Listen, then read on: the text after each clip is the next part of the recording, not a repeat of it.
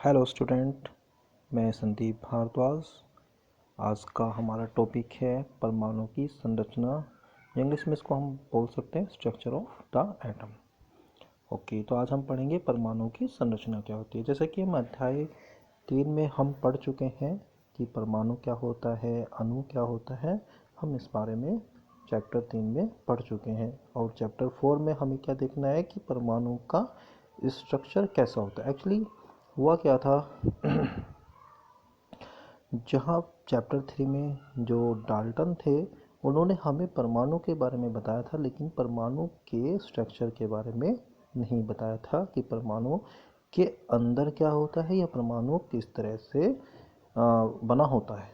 तो हम इस चैप्टर में देखेंगे कि परमाणु का स्ट्रक्चर किस तरह से बना होता है। चलो देखते हैं आगे।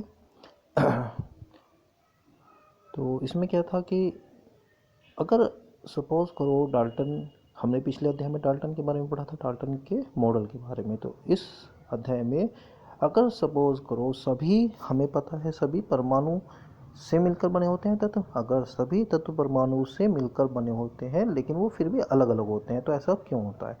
सपोज करो अगर हम हाइड्रोजन परमाणु की बात करें या ऑक्सीजन के परमाणु की बात करें, लेकिन वो बने तो परमाणु से होते हैं लेकिन वो अलग अलग होते हैं, तो वो क्यों होते हैं, पहली बात। दूसरी बात, जब अगर परमाणु डाल्टन के अनुसार परमाणु अविभाज्य कण है, कि अविभाज्य कण का मतलब कि परमाणु एक सबसे छोटी इकाई है किसी भी तत्व की, जिसको हम क्या कर सकते, डिवाइड नहीं कर सकते। मतलब जिसको हम छोटे छोटे कंपोनेंट्स में डिवाइड नहीं कर सकते।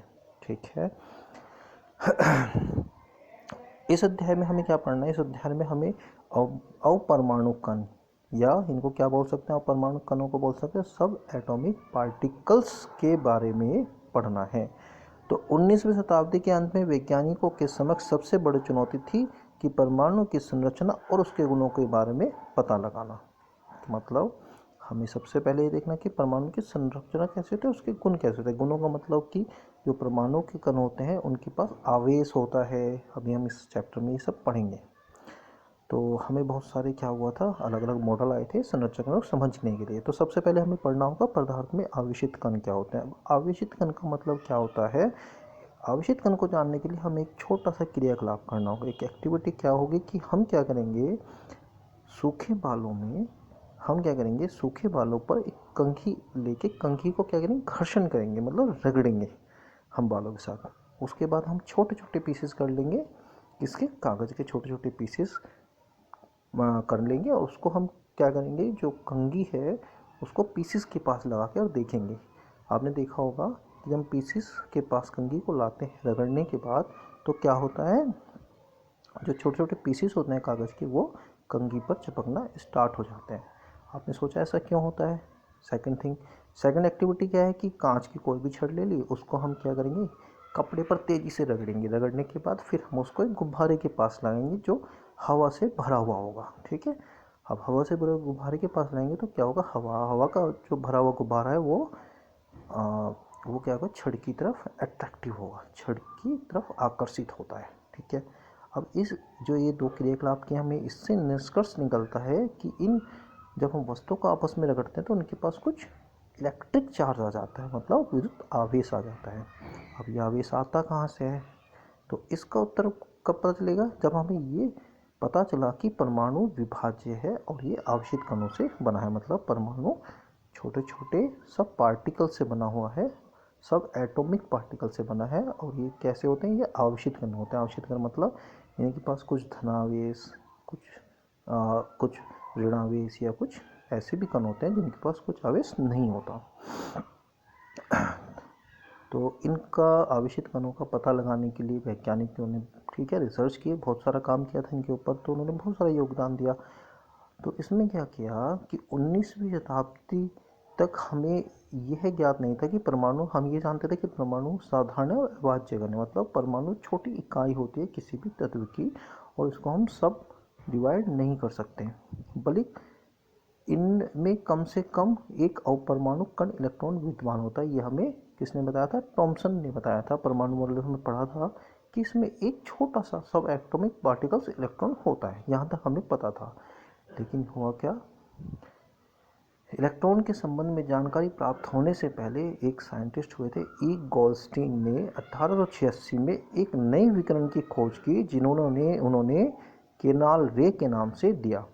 और ये केनाल रे क्या थी? ये पॉजिटिव चार्ज रखती थी, धनावेशित विकिरण थी, जिसके द्वारा अंततः हमने दूसरे अपरमाणु कणों की खोज की। इस कणों का आवेश इलेक्ट्रॉन के आवेश के बराबर किंतु विपरीत था। मतलब जो हमने ये केनाल रे के थ्रू खोज की थी एक और कण की, उसका जो आवेश था वो पॉजिटिव आवेश था और जो इलेक्ट्रॉन के अपोजिट था। इसका मतलब इलेक्ट्रॉन के पास निगेटिव आवेश था, मतलब ऋणावेशित थे वो।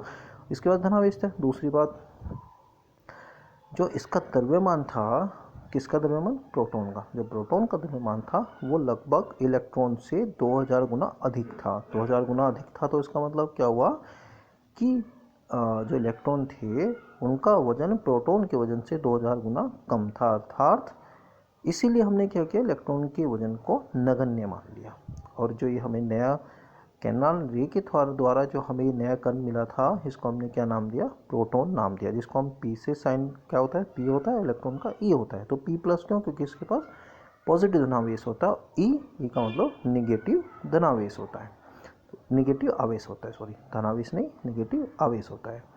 तो इकाई और इसके आवेश को +1 से लिया जाता है। इलेक्ट्रॉन का द्रव्यमान नगण्य और आवेश -1 माना जाता है। यहाँ तक ठीक है? It's okay. अब हम नेक्स्ट पेज को देखते हैं। अच्छा, अब क्या हुआ कि हमें दो सब एटॉमिक पार्टिकल्स के बारे में पता चला। पहला क्या था? इलेक्ट्रॉन, जो क्या रखता था? निगेटिव आवेश था इसके पास। सेकंड थिंग प्रोटीन, सेकंड था हमारा प्रोटॉन। प्रोटॉन क्या था? प्लस, इसके पास पॉजिटिव धनावेश था। तो हमें ये दो एटॉमिक एटम्स के बारे में पता चला, सब एटॉमिक पार्टिकल्स के बारे में पता चला। तो हमें लगा कि जो इलेक्ट्रॉन्स होता है वो इन दो सब एटॉमिक पार्टिकल से मिलके बना होता है। ठीक है। अब क्वेश्चन क्या हुआ? क्वेश्चन ये आया कि अगर ये दो से बना होता है तो ये किस तरह से क्या होता है कि जो हमारे ये दोनों ही सब एटॉमिक पार्टिकल्स होते हैं वो परमाणु के अंदर किस तरह स्ट्रक्चर कैसा होता है, मतलब कहाँ कहाँ रखे होते हैं। तो इसमें क्या था? अच्छा, ये क्वेश्चन क्या है कि कैनाल किरणें क्या होती हैं? कैनाल किरणें क्या होती है? एक पॉजिटिव रेज होती है, जो हमने पीछे पढ़ा था। ठीक है, उसी से हमने प्रोटॉन की खोज की थी। तो आप एक बार पढ़ लो उसको। सेकंड थिंग है, यदि किसी परमाणु में एक इलेक्ट्रॉन और एक प्रोटॉन है तो इसमें कोई आवेश होगा? नहीं, ऑब्वियसली यार इसमें कोई आवेश नहीं होगा। क्यों नहीं होगा? क्योंकि इलेक्ट्रॉन निगेटिव आवेश रखता है और प्रोटॉन पॉजिटिव आवेश रखता है। तो दोनों के आवेश क्या होता है? न्यूट्रल हो जाते हैं। इसका मतलब परमाणु क्या होता है? एक कोई भी आवेश नहीं रखता। अब आता है हमारी परमाणु की संरचना। इसके लिए बहुत सारे मॉडल आए थे। जैसे पहला मॉडल हम पढ़ेंगे तो वो आया था थॉमसन का परमाणु मॉडल। सेकंड क्या था हमारा? रदरफोर्ड भी आया था, बोर भी आया था। तो हम एक एक करके तीनों के बारे में पढ़ेंगे। तो पहला है थॉमसन का परमाणु मॉडल। तो थॉमसन ने क्या किया? थॉमसन के परमाणु की संरचना संबंधित एक मॉडल प्रस्तुत किया। उसमें क्या था कि जैसा केक होता है, केक के ऊपर क्या होता है? छोटी छोटी चेरी लगी होती है। तो उसने बोला कि जो चेरी वाला हिस्सा होता है उसने इसको इलेक्ट्रॉन बोला, और पूरे केक का जो दूसरा हिस्सा होता है उसको क्या बोला? उसको बोला प्रोटॉन, मतलब पॉजिटिव भाग। इसने बोला कि वो इस तरह होते हैं, जो इलेक्ट्रॉन्स होते हैं वो एक पॉजिटिव भाग में धसे होते हैं, मतलब बीच बीच में इधर उधर उधर उधर कहीं ना कहीं। जैसे केक में क्या होते हैं, जो एक जैसे क्रिसमस का एक केक होता है, क्रिसमस के केक में क्या होता है? वो सूखे मेवे होते हैं ना, वो धसे होते हैं, तो उसको इलेक्ट्रॉन बोला। और जो दूसरा भाग था वो धनावेश होता है। इस तरह हम इसको दूसरा एग्जाम्पल तरबूज का ले सकते हैं। तरबूज का जो लाल वाला भाग होता है वो पॉजिटिव धनावेश वाला रखते हैं, मतलब धनावेश होता है। और दूसरे जो काले बीज होते हैं वो क्या हो सकते हैं? उसको हम बोलेंगे ऋणावेशित भाग होता है, जिसमें इलेक्ट्रॉन्स हमारे धसे होते हैं। ठीक है, तो ये हमारा था। अच्छा, दूसरी चीज़ में जो ये दिखाया गया है, ये वाला थॉमसन का परमाणु मॉडल। अभी थॉमसन के परमाणु में आप ध्यान से देखना है हमें, ये इसमें क्या है कि जितने इलेक्ट्रॉन्स हैं वो सब माइनस माइनस माइनस करके, और जो पूरा भाग है वो पॉजिटिव है, धनात्मक आवेश है। मतलब तरबूज का जो छोटे छोटे वो बीज होते हैं, ये माइनस के निशान में दिखाए हैं, जिनके पास आवेश कैसा है? वह है माइनस, मतलब निगेटिव आवेश है। और पूरा हिस्सा क्या है? वो धनात्मक है, मतलब धनावेश रखता है। तो ये बहुत इंपॉर्टेंट है कि थॉमसन ने प्रस्तावित कैसे कैसे क्या क्या बताया था। जो मॉडल था उसके प्रस्तावित क्या किया उन्होंने, क्या क्या मॉडल के बारे में जो जो बातें थी, मेन बातें वो ये थी, क्या थी कि परमाणु धन आवेशित गोले का बना होता है, इलेक्ट्रॉन उसमें धसे होते हैं। बिल्कुल, परमाणु जैसे तरबूज है, तरबूज का जो पूरा हिस्सा है तो वो धनावेशित होता है और उसमें जो छोटे छोटे बीज धसे होते हैं वो इलेक्ट्रॉन मान लिया उसने, तो इसने कहा परमाणु धन आवेशित गोले का बना होता है, उसमें इलेक्ट्रॉन उसमें धसे होते हैं। दूसरा, ऋणात्मक और धनात्मक आवेश परिणाम में समान होते हैं, इसलिए परमाणु विधेयता रूप से उदासीन होते, मतलब जितने इलेक्ट्रॉन्स उतने प्रोटॉन, जितने इलेक्ट्रॉन्स उतने प्रोटॉन। तो इसका मतलब है जितना ऋणावेश उतना ही धनावेश, अर्थात उनमें क्या हुआ कि उनमें विद्युतीय रूप से वो क्या हो गया, न्यूट्रल हो गया, उदासीन हो गया। अब लेकिन क्या हुआ कि यार ये तो पता चल गया दोनों चीज़ें कि ठीक है भाई ऋणावेश है धनावेश है, लेकिन पूरी तरह से स्ट्रक्चर इसका समझ में नहीं आया कि वो कैसे उसमें स्ट्रक्चर वाइज कैसे रखे होते हैं या वो कहाँ कहाँ किस तरह होते हैं। ये दूसरे वैज्ञानिक को नहीं समझ में आया कि उसने क्या किया। अब इसको सॉल्यूशन करने के लिए आगे क्या हुआ, एक हमारे रदरफोर्ड का परमाणु मॉडल आया, अगला है रदरफोर्ड का परमाणु मॉडल। ठीक है, रदरफोर्ड का परमाणु मॉडल अगले पार्ट में पढ़ते हैं। तो थैंक यू स्टूडेंट, ठीक है, हमारे चैनल को सब्सक्राइब कीजिए। Thank you so much.